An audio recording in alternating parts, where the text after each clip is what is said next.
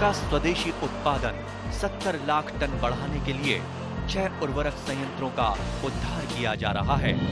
FCIL के गोरखपुर, सिंदरी, तलचर और रामागुंडम संयंत्र, HFCL की बरौनी इकाई और BVFCL की नामरू फोर्थ।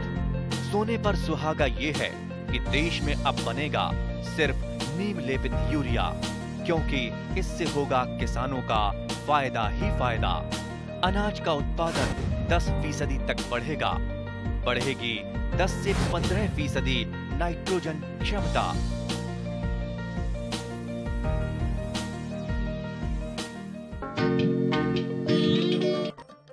আমাৰ ৰাজ্যত গোপালন পৰম্পৰা বা জাতীয় জীৱনৰ অংগ হলেও বৰ্তমানে গোপালনৰ ৰেহৰূপ সলনি হৈছে। আজি গোপালন এক ব্যৱসায়, বহুতৰ কাৰণে জীৱিকাৰ পথ, আত্মসংস্থাপনৰ উপায় তথা গ্ৰাম্য উন্নয়নৰ আহিলা। তেনেদৰে বিজ্ঞানসন্মত গোপালনে জগাই তোলে আত্মবিশ্বাস আৰু ৰচনা কৰে ঔদ্যোগিক পৰিৱেশ। ইয়াৰ বাবে প্ৰয়োজন গোধনৰ পৰিপুষ্টি, স্বাস্থ্য সুৰক্ষা আৰু প্ৰজননৰ প্ৰতি সচেতনতা।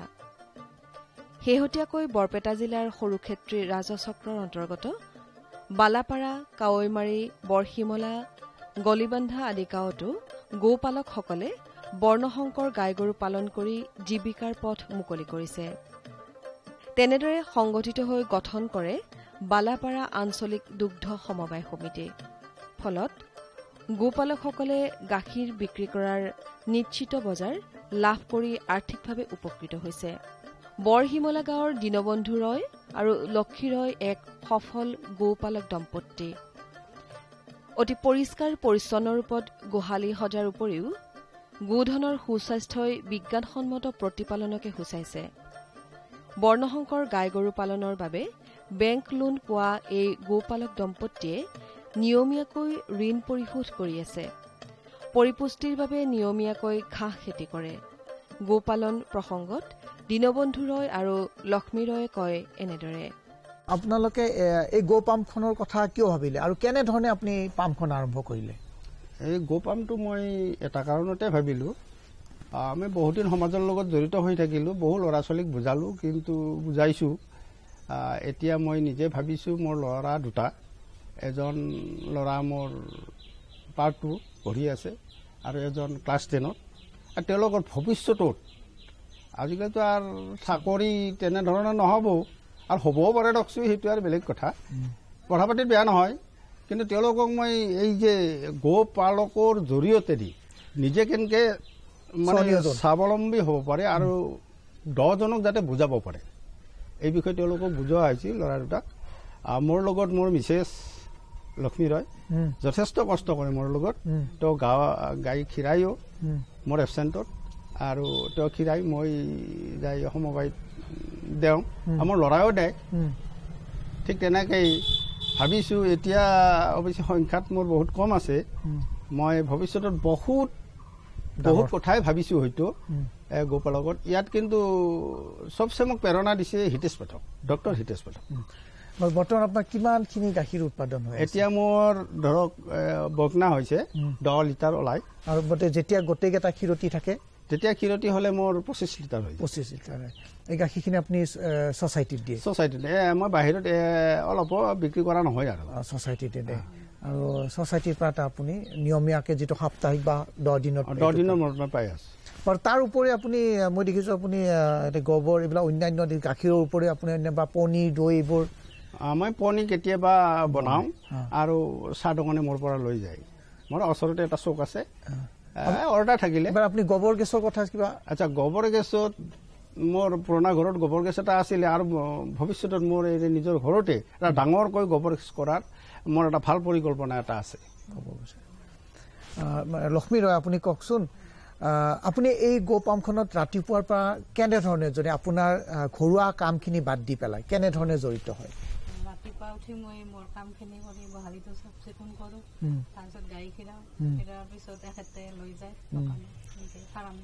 আৰু বাকী দানা চানা দিয়া আপুনি দানা পানী লগ লগাই দিয়ে। মহিলা হিচাপত আপুনি কিবা অসুবিধা পাইছে নেকি? মই বিৰাট ভাল পাওঁ। আন মহিলাবিলাকে আপোনাক দেখি উৎসাহিত হয়নে বা তেওঁলোকে আগ্ৰহ প্ৰকাশ কৰেনে? কৰে বহুতে কৈ আছে আমিও আনিম গৰু আনিম বুলি ভাবি আছে। এওঁ এখন ডাঙৰ ছ'চাইটিৰ মহিলা সমিতিৰ ছেক্ৰেটাৰী। এই মহিলা সমিতিত এতিয়া ষ্টিল 3জন না 3জনে মানে লোন লৈ মানে গোপালক কৰাৰ কাৰণে খুব এটা উৎসাহ দেখুৱাইছে।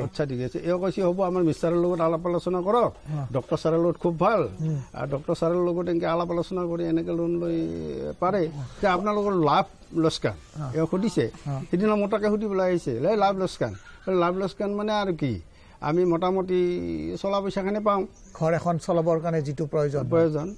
বাৰু আপুনি কওকচোন এই যে এটা পৰিয়াল চলাবলৈ কেইটা গৰু বা 3-4টা গৰু বা 5টা গৰু হ'লে এটা সুন্দৰকৈ চলাব পাৰে? এটা পৰিয়াল চলিব লাগিলে 7জনৰ পৰা 5জন গৰু লাগিব, 5জনী আৰু ভাল জাতৰ লাগিব। ভাল জাতৰ উৎপাদনটো সেইমতে থাকিব, ভাল জাতৰ লাগিব। আৰু ইয়াৰ লগতে মই এইখিনিও কওঁ যে অকল খেৰ আৰু দানাইদি ঠিক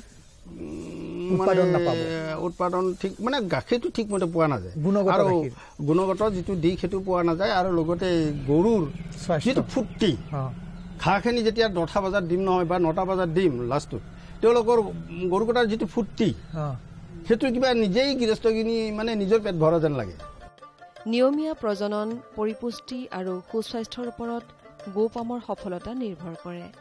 ঠিক তেনেদৰে পৰিষ্কাৰ পৰিচ্ছন্ন গোহালি, মজিয়া, স্বাস্থ্য সুৰক্ষা, নিয়মীয়া প্ৰজনন, পৰিপুষ্টি সফল গোপামৰ প্ৰধান উপাদান। এই প্ৰসংগতে বজালী খণ্ড পশু চিকিৎসা বিষয়া ডাক্তৰ হিতেশ পাঠকে কয় এনেদৰে। ডায়েৰী ফাৰ্ম কৰিলে হাইজেনিক পইণ্ট অফ ভিউত বেছিকৈ গোপালকজনে চাব লাগে। মানে হাইজেনিক পইণ্টটো এনেকুৱা, পৰিষ্কাৰ পৰিচ্ছন্নতা বা বীজাণুমুক্ত এনেকুৱা ধৰণৰ যদি হয় ফাৰ্মখনত, তেতিয়া বিভিন্ন বেমাৰ আজাৰৰ পৰা মুক্ত হ'ব পাৰি। এতিয়া এইখন এখন দীনবন্ধু ৰয়ৰ ডায়েৰী ফাৰ্ম, এইখন চাফ চিকুণ, আৰু এই চাফ চিকুণতাৰ ফলত তেওঁৰ গৰুৰ মুঠেই অসুখ নহয় বুলি ক'ব পাৰি।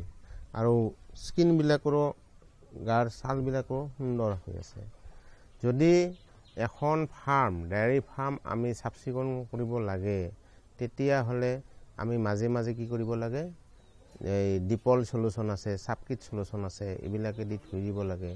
তাৰোপৰি গাইবিলাকক বা পোৱালিবিলাকক সদায় দুপৰে দুপৰে গা ধুই দিব লাগে। আৰু সাধাৰণতে কি চাৰিওফালে ব্লিচিং পাউডাৰ মাৰিব লাগে। তেতিয়া এই যিটো ফাৰ্মৰ হয়, তেতিয়াহ'লে বেমাৰ আজাৰৰ পৰা হাত সাৰিব পাৰি, আৰু ফলস্বৰূপে গোপালকজনে বেমাৰ আজাৰত খৰচ কৰিব লগা নহয়। তাৰোপৰি কথা হৈছে কি, দীনবন্ধু ৰয়ৰ অলৰেডি ঘাঁহ খেতি এখন আছে 3 কঠা মাটি। সেই ঘাঁহ খেতি, কেঁচা ঘাঁহ, তাৰমানে এজন গোপালকৰ দুগ্ধ পামৰ অতি প্ৰয়োজনীয় হ'ল সেউজীয়া ঘাঁহ খেতি। যদি দুগ্ধ পামৰ লগতে সেউজীয়া ঘাঁহ খেতি থাকে, তেতিয়াহ'লে গৰুবিলাকৰ বেমাৰ আজাৰো নহয়, আৰু এই কি কয় প্ৰডাকশ্যনটোও বেছি হয়, গাখীৰৰ উৎপাদনো বেছি হয়। গতিকে তেওঁ এই ক্ষেত্ৰত খুব সচেতন, আৰু সেই সচেতনৰ কাৰণে তেওঁ ঘাঁহ খেতিৰ দ্বাৰাও কৰিছে, আৰু সুন্দৰভাৱে হাইজেনিক পইণ্ট অফ ভিউত এই কি বুলি কয় দুগ্ধ পামখনো কৰিছে। গতিকে আজি দীনবন্ধু ৰয়ৰ যিটো গোহালি, সেই গোহালিটো পৰিষ্কাৰ পৰিচ্ছন্ন, তাৰোপৰি গোহালিৰ যিবিলাক গৰু আছে, গাই গৰু আছে, পোৱালি আছে, সেইবিলাক সুন্দৰভাৱে আছে। গতিকে এই ক্ষেত্ৰত মই গোপালকসকলক অনুৰোধ জনাওঁ যাতে তেওঁলোকৰ গো পামখন, দুগ্ধ পামখন হাইজেনিক পইণ্ট অফ ভিউত ঠিকে ঠাকে ৰাখে, পৰিষ্কাৰ পৰিচ্ছন্নতাভাৱে ৰাখে, আৰু এই সেউজীয়া ঘাঁহ দ্বাৰা কৰি ৰাখে। সেউজীয়া ঘাঁহ খেতি কৰি থাকিলে এখন ডায়েৰী ফাৰ্মৰ বেমাৰ আজাৰ নহয়, বৰঞ্চ স্বাস্থ্য পাতি ভালে থাকে, আৰু লগতে গাখীৰৰ পৰিমাণো বৃদ্ধি হয়। আজি আমাৰ এইখন ফাৰ্মত দীনবন্ধু ৰয়ৰ মিছেছে নাবাৰ্ডৰ তৰফৰ পৰা ডেটছৰ আণ্ডাৰত এটা 3 লাখ টকীয়া লোন পাইছে। That's means diary entrepreneur development scheme. এইটো এটা সুবিধা আছে, গোপালকসকলে যদি ইচ্ছা কৰে তেনেহ'লে তেওঁলোকে ডেটছৰ আণ্ডাৰত ঋণ ল'ব পাৰে ডায়েৰীৰ ক্ষেত্ৰত।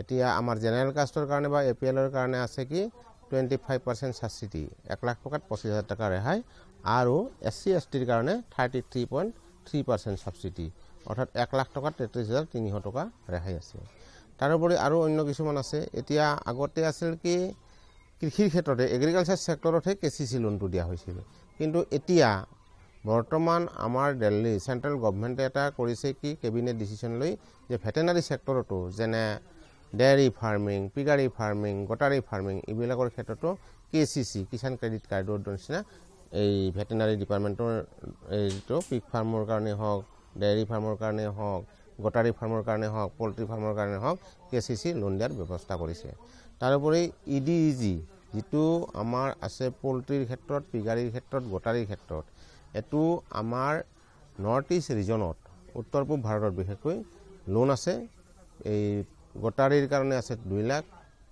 পিগাৰীৰ কাৰণে আছে 2 লাখ আৰু পোল্ট্ৰিৰ কাৰণে আছে 2 লাখ ম্যাক্সিমাম আমি যদি ফাৰ্মাছক বিচাৰে তেতিয়া হলে এই APL আৰু জেনাৰেল কাষ্টৰ কাৰণে 35% সাবসিডি আছে 1 লাখ টাকাত 35,000 টাকা ৰেহাই আছে আৰু SC ST বা BPL যদি হয় তেতিয়া হলে তেওঁলোকে 50% সাবসিডি পাব 1 লাখ টাকাত 50,000 টাকা ৰেহাই আছে গতিকে যিবিলাক নিবনুৱা যুৱক যুৱতী বা এনেই থাকে মানুহে তেতিয়া তেওঁলোকে এইবিলাক সুবিধা ল'ব পাৰে আৰু এইবিলাক সুবিধা লৈ যদি তেওঁলোকে কামখিনি কৰে অৰ্থাৎ পোল্ট্ৰি হওক বা পিগাৰী হওক বা গটাৰী হওক বা ডেয়াৰী হওক তেতিয়া হলে তেওঁলোকে নিজেই আত্মসংস্থাপন হৈ আৰ্থিক দিশত উন্নতি লাভৱান হ'ব পাৰে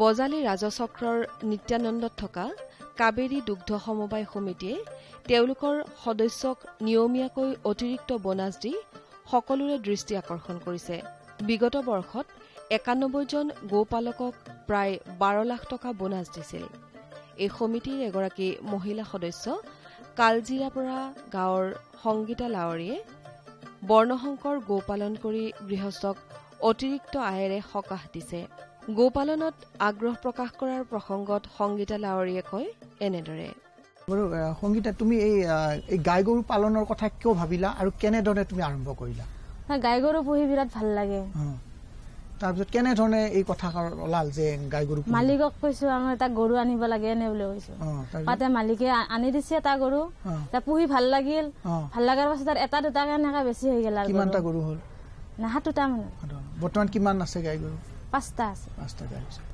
এটা গাখীৰ কিমান উৎপাদন হয় গাখীৰ এটা 25-27 এনেকে দিনটোত এই গাখীৰখিনি তুমি ক'ত বিক্ৰী কৰে সমবায় প্ৰতি লিটাৰত কিমান কৈ দিয়ে 30 টাকা মান দিয়ে এই বিক্ৰী পইচাখিনি তেওঁলোকে দিনে দিয়ে নে সপ্তাহত দিয়ে 10 দিনত দিয়ে 10 দিনত দিয়ে নহয় আৰু বোনাছ কেনেধৰণে পাই আছা বোনাছ মানে তাৰে আগৰবাৰ 5,000 না কিমান দিছিল কি মাহত বা আছিল এটো মই গম নাই আছে ইবাৰ এটা পূজাৰ আগে যেটো বোনাছ দিব সেই বোনাছটো 17,728 টাকা না কিবা হেনেনকে পাইছিল বাৰু মহিলা হিচাপত তোমাৰ এই গাই গৰু পালনত কিবা অসুবিধা হৈছে নাই একো অসুবিধা নাই তুমি কেনে ধৰণে এই গাই গৰুখিনি যতন লোৱা কোৱাচোন ৰাতিপুৱাৰ পৰা মই পুৱা উঠি কিনে আমি ঘৰৰ কাম আগে কৰো কৰি উঠি চাহ কাপ খাই আৰু গৰুৰ লগত লাগবা মানে পুৱাৰ ভাত মানে মাইনা আছে না দুটা স্কুলত যায় তাৰমানে ভাত সাজি নেদুৱে মই নিজে সাজি খাই যায় আৰু মই গলিত গৰুৰ লগত লাগি থাকো কেইটালৈকে জড়িত হৈ থকা পাম এনে পুৱা 9টা লৈকে না দুৱা চুৱাই চব দুঙো গাখীৰ দৈ তাৰপিছতে এইখিনি ইয়াৰ পৰা গাখীৰখিনি কোনে লৈ যায় গাখীৰ হাজবেণ্ডে লৈ যায় কেৱল বেংকৰ লোন চোন লৈছা নে বেংকত নাই আৰু এই যে আজি 4 বছৰ হ'ল তোমাৰ এই যিখিনি গাখীৰ বিক্ৰী কৰি খৰচ বাদ দি ঘৰ চলাই এই ৰাহি হোৱা টকাৰে তুমি বা তোমালোকে কি কৰিলা গৰু এনে ৰাখবাৰ কাৰণে মানে জাগা নাই আমাৰ এটাৰ পৰা দুটা তিনটাকে বাঢ়ি গেল না বাঢ়ি যোৱাৰ পাছত মাটিখিনি মাটিখিনি গাখীৰৰ পইচা দি তেনেদৰে কালজিৰাপৰা গাঁৱৰ বিবেকানন্দ দত্ত এজন সফল গোপালক বহু বছৰ গোপালন কৰি জীৱিকা নিৰ্বাহ কৰা বিবেকানন্দৰ দত্তই মাহেকত 35,000 টকা আয় কৰি আছে এই প্ৰসংগত বিবেকানন্দ দত্তই কয় এনেদৰে বাৰু ডক্টৰ আপুনি এই গো পামখন কেতিয়া আৰম্ভ কৰিলে আৰু কেনেধৰণে আৰম্ভ কৰিলে? মানে প্ৰথমতে একদম কষ্টকৰ, তাৰমানে ৰাতিপুৱা 3টামান বজাতে উঠাই মানে গাখীৰটো আমি তৈয়াৰ কৰি পেলাই হেৰি কৰি দিব লগা আছিলে 5টা বজাত। তাৰ পৰা ডেভেলপ হৈ এতিয়াতো ভালেখিনি। কিমান চনত আৰম্ভ কৰিছে? 1 চনত পৰা আৰম্ভ কৰিছে। কেনেধৰণে আৰম্ভ কৰিছে? মানে প্ৰথমতে একজনী ক্ৰছ, তাৰমানে লোকেলৰ পৰা ক্ৰছ বনাই ল'লোঁ, তাৰ পৰা এনেকৈ ডেভেলপ কৰি ৰটেশ্যন কৰি আহি এতিয়া এইখিনি পাইছোঁ। বৰ্তমান আপোনাৰ কিমানজনী এতিয়া ক্ষীৰতী গাই 4জনী আছে। আৰু প্ৰতিজনী যদি গাখীৰ দিয়ে আপোনাৰ উৎপাদন কিমান হয়? এতিয়া বৰ্তমান মোৰ টোটেল 35 গৈ আছে ড্ৰাই পিৰিয়ড। এনেতো ফুল পিৰিয়ডত মোৰ মোটামুটি 50 লিটাৰ 48 লিটাৰ গৈ আছিলে সমবায়। বাৰু আপুনি এই গাখীৰখিনি ক'ত বিক্ৰী কৰি আছে? এতিয়া কাবেৰী সমবায় এখন আমাৰ গঠন কৰা হৈছে, কেইজনমান যুৱক ল'ৰা লগাই তাত দি আছে বৰ্তমান। আপুনি তাত প্ৰতি লিটাৰ গাখীৰত কিমান মূল্য পায়? এতিয়া মোটামুটি 35 বা 38 টকা এনে ডিফাৰেঞ্চত পাই আছোঁ বৰ্তমান। তেওঁলোকৰ এই যিটো পে'মেণ্টটো বা তেওঁলোকে দেয়কটো কেনেধৰণে দিয়ে? সপ্তাহত দিয়ে নে মাহত দিয়ে? এতিয়া তাৰমানে 10 দিন হ'লে তাৰমানে 15 দিনৰ বা 17 দিনৰ মূৰত সেইটো বিলটো আহিলে সেইটো বনাই পেলাই দি দিয়ে। সেইটো তেওঁলোকে বেংকৰ জৰিয়তে দিয়ে নে আপোনালোক কেছ দিয়ে?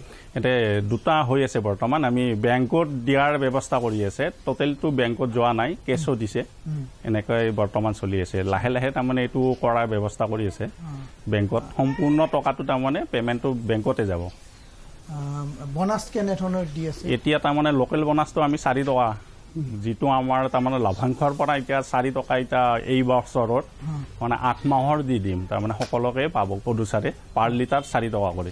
সেইটো পিছত আপুনি কিমান টকা পাম? মই এতিয়া বৰ্তমান এইবাৰ পাম 35,729 টকা পাম, মানে যিটো বোনাছ এইটো 8 মাহত। মানে আপুনি ভাবে নে দুগ্ধ সমবায় সমিতি গোপালকৰ বাবে যথেষ্ট মানে উপযোগী বা যথেষ্ট উপকাৰী? এইটো বৰ্তমান মই যিটো দেখা পালোঁ নহয় সেইখিনি ঠিকে একদম বঢ়িয়া হেৰি হৈ আছে, এনেকৈ হেৰি কৰিব বুলি চলি যাব পাৰি। তাৰমানে দুগ্ধ সমবায় সমিতিবিলাকে যদি স্বচ্ছতা এইবিলাক হেৰি হয়, যিটো আমি গতি চলি আছোঁ নহয় ভালেই, তাৰমানে গোপালকবিলাক উপকৃত হ'ব। বজালিত এচাম উদ্যমী যুৱকে গাহৰি পালনতো গুৰুত্ব দিছে ইয়াৰ চাহিদাৰ প্ৰতি লক্ষ্য ৰাখি। গোবিন্দপুৰ গাঁৱত বিপুল দাস, গণেশ দাস আৰু পলাশ দাসে লগ হৈ এখন বিজ্ঞানসন্মত গাহৰি পাম খুলিছে, য'ত বৰ্তমানে 40টা গাহৰি আছে। এই প্ৰসংগত বিপুল, গণেশ আৰু পলাশ দাসে কয় এনেদৰে। আজি আমি ইয়াতে 2016 চনৰ পৰা 2016 ডিচেম্বৰৰ পৰা আমি এখন ফাৰ্ম বনাইছিলোঁ। ফাৰ্মখন বহুত সৰু আছিল, গাহৰি ফাৰ্ম বহুত সৰুকৈ প্ৰথমতে বনালোঁ। বনাই পেলাই আমি সেই গাহৰি ফাৰ্মখন আজি আমি ডাঙৰকৈ বনালোঁ। প্ৰথমতে আমি 5টা গাহৰিৰে গাহৰি ফাৰ্মখন বনাইছিলোঁ আৰু তাত আমাৰ 1 বছৰত মানে এনে সাধাৰণতে 8 মাহত গাহৰিয়ে পোৱালি দিয়ে। 8 মাহত আমি 4টা মাইকী গাহৰিৰ পৰা আৰু এটা মতা আছিল, 4টা মাইকী গাহৰিৰ পৰা আমি 40টা পোৱালি পাইছিলোঁ। আৰু সেই 40টা পোৱালি আমি বিক্ৰী কৰিলোঁ। বিক্ৰী কৰি তাৰ কিছু ভাল পোৱালি আমি অৱশ্যে ৰাখিও থৈ দিছোঁ। ৰাখি থৈ পেলাই আজি আমি সেই ফাৰ্মখন, কাৰণ আমি সেই ফাৰ্মখনত আমি 5জন ল'ৰাই কাম কৰিছিলোঁ। 5জন ল'ৰাৰ এখন ফাৰ্মেদি যিহেতু নুকুলাই, আমি ফাৰ্মখন ডাঙৰ কৰাৰ কাৰণে ইচ্ছা কৰিলোঁ। আৰু তাৰপিছত আমি আজি এখন ডাঙৰ ফাৰ্ম বনালোঁ, য'ত নেকি আমি 70টা গাহৰিৰ প্ৰথমতে আমি কেপাচিটি কৰিছোঁ। আৰু সেই ফাৰ্মখনত আমাৰ জড়িত হৈ আছে শ্ৰী গণেশ দাস, এখেত মোৰ পিছতে আছে। তাৰপিছত আছে সুনীল দাস আৰু পলাশ দাস, গগন দাস। তেখেতসকল গোটেই আমাৰ গোবিন্দপুৰ গাঁৱৰে হয়। আৰু আমি আজি গোটেই গাহৰিখিনি পুহি পেলাই খুবেই আনন্দিত, কাৰণ কিয় গোটেই গাহৰিকেইটাই আমাৰ যোৱা 2 বছৰ ধৰি আমাক যিখিনি ইনকাম দিছে, সেই ইনকামখিনিৰে অন্তত বেছি নহ'লেও অন্তত যিখিনি আমি বিক্ৰী কৰিব পাৰোঁ তাৰ পৰা আমি কিছু পৰিমাণৰ অৰ্থনৈতিকভাৱে লাভৱান্বিত হৈছোঁ। বাৰু এই ক্ষেত্ৰত কিবা লোন আদি লোৱা হৈছিল? বৰ্তমান আমি লোন পোৱা নাই কাৰো পৰা, কাৰণ কিয় আমাৰ যিখিনি গোটেইকেইজনেৰে কষ্টপাৰ্জিত পইচা আছিল, সেই পইচাখিনি আমি ইয়াত ইনভেষ্ট কৰি পেলাই আমি এইখিনি বনাইছোঁ। এই যিটো কনষ্ট্ৰাকশ্যন বা এই নিৰ্মাণত কিমান টকা ব্যয় হৈছে? এতিয়ালৈকে আমাৰ মানে কি কনষ্ট্ৰাকশ্যনখিনিত 5 লাখ টকা ব্যয় হৈছে, কাৰণ কিয় আমি আগৰ যিখন পুৰণা ফাৰ্ম আছিল সেই পুৰণা ফাৰ্মখন সৰু আছিল আৰু পিছত আমি পথাৰৰ মাজলৈকে এই ফাৰ্মখন মানে লৈ অনা হ'ল আৰু তাত আমি নতুনকৈ গোটেইখিনি কাম কৰিব লগা হ'ল মাটি পুতাৰ পৰা একেবাৰে টিংপাতলৈকে সেইকাৰণে অলপমান পইচা আমাৰ বেছিকৈ গৈছিল বৰ্তমান আপোনালোকৰ কিমান পোৱালি আছে বিক্ৰী কৰিব পৰা পোৱালি বৰ্তমান নাই কাৰণ কিয় আমি যেহেতু টাৰ্গেট কৰি আছোঁ 70টা পোৱালি 70টা গাহৰিৰ মানে ভৰোৱাৰ কথা সেইকাৰণে আমাৰ যিখিনি নিজৰ গাহৰি আছে আমি গাহৰিখিনি আমাৰ ফাৰ্মতে ৰাখিম বুলি ভাবিছোঁ আৰু এইখিনি যিখিনি পোৱালি আমি দেখিছোঁ সেইখিনি পোৱালি কি ধৰণে পালন কৰা হ'ব মিট পাৰপাছত ইয়াত আমাৰ গোটেই ফাৰ্মখনত আপোনালোকে যদি চাই দুটা কম্পাৰ্টমেণ্ট আছে এটা আছে সৰু সৰু মানে কি ৰুম আৰু এটা আছে ডাঙৰ ৰুম যিখিনি হ'ব সেইখিনি আমাৰ মিট পাৰপাছৰ ৰুম আৰু যিখিনি সৰু ৰুম আছে সেই ৰুমখিনিত থকা গাহৰিবিলাক অকল মাইকীৰ কাৰণে আৰু তাতে মানে অকল গাহৰি পোৱালি প্ৰডাকশ্যনৰ কামহে হ'ব গতিকে আমাৰ দুটা সাইডেদি আমাৰ ইনকাম আহি আছে কাৰণ কি আমি পোৱালিও বিক্ৰী কৰিব পাৰিম আৰু যিখিনি পোৱালি বিক্ৰী নহয় সেইখিনি আমি মিট পাৰপাছত ৰাখিব পাৰিম কৃষিভূমিৰ দ্ৰুত সংকোচনৰ সময়ত পশুপালন হ'ব পাৰে পৰিপূৰক জীৱন নিৰ্বাহৰ পথ ৰাজ্যৰ যুৱক যুৱতীসকলে চৰকাৰী সংস্থাপনৰ সীমাবদ্ধতাৰ প্ৰতি লক্ষ্য ৰাখি বৰ্ণসংকৰ গাই গৰু গাহৰি ছাগলী হাঁহ কুকুৰা কোয়েল চৰাই পালন কৰিবলৈ লোৱাটো এটা আশাব্যঞ্জক দিশ নবু কি কৰিবলৈ ওলাইছা কিনো কৰা দেখিলি ঘৰৰ জাবৰ জোথৰবোৰ পুখুৰীত পেলাবলৈ আনিছো এনেকুৱা কৰিব নাপায় সেইটোতো মই সদায় কৰোঁ পুখুৰীত জানো মাছৰ পোনা মেলি দিয়া নাই দিছে ককাইৰে এবাৰ 1000টা মাছৰ পোনা দিছে আৰু সেইবোৰ তুমি মাৰিবলৈ ওলাইছা ভাল কাম হ'ব জানো কিনো কথাবিলাক কওঁ তই মই আকৌ মাছৰ পোনাবিলাক কিয় মাৰিম এই যে তুমি জাবৰ জোথৰবিলাক পুখুৰীত পেলাবলৈ ওলাইছা সেইবোৰত কিমান ৰাসায়নিক দ্ৰব্য মিহলি হৈ আছে তুমি নাজানানে বৌ এনেকুৱা ধৰণৰ কামৰ বাবেই পুখুৰী আৰু বিলৰ মাছবোৰ মৰিবলৈ ধৰিছে আমি নজনাকৈ কিমান ডাঙৰ ভুল কৰি আছো নহয়নে বৌ হয়তো মই এইবিলাক কথা চিন্তাই কৰা নাছিলো তই মোক আজি ভাল বচালি দেই মই আজিৰ পৰা এনেকুৱা কাম কেতিয়াও নকৰো किसान भाइयों गांठ बांध लो बात बहुत है काम की समृद्धि के पैगाम की मिट्टी के मिजाज को समझो मिट्टी के हर राज को समझो मिट्टी की तुम जांच कराओ मुफ्त सॉइल हेल्थ कार्ड ले जाओ कभी मुनासिब बीज लगाओ सही किस्म की खाद ले आओ जितनी जरूरी उतनी डालो सही मात्रा खुद पहचानो इसको अपना मंत्र बना लो मिट्टी की सेहत तो जानो बात बहुत है काम की कम लागत अधिक वरदान की किसान भाइयों गांठ बांध लो आज ही मिट्टी की जांच कराएं राज्य सरकार के कृषि अधिकारी से संपर्क करें और मुफ्त में सॉइल हेल्थ कार्ड पाएं कृषि और किसान कल्याण मंत्रालय द्वारा किसान हित में কৃষকসকলৰ বিভিন্ন সমস্যাৰ সমাধানৰ লগতে শেহতীয়া প্ৰযুক্তি আৰু প্ৰয়োজনীয় আনুষংগিক দিশৰ বিষয়ে জানিবৰ বাবে চাবলৈ নাপাহৰিব কৃষি দৰ্শন প্ৰচাৰিত হয় প্ৰতি সোমবাৰৰ পৰা শুকুৰবাৰলৈ সন্ধিয়া 5:30 বজাৰ পৰা 6 বজালৈ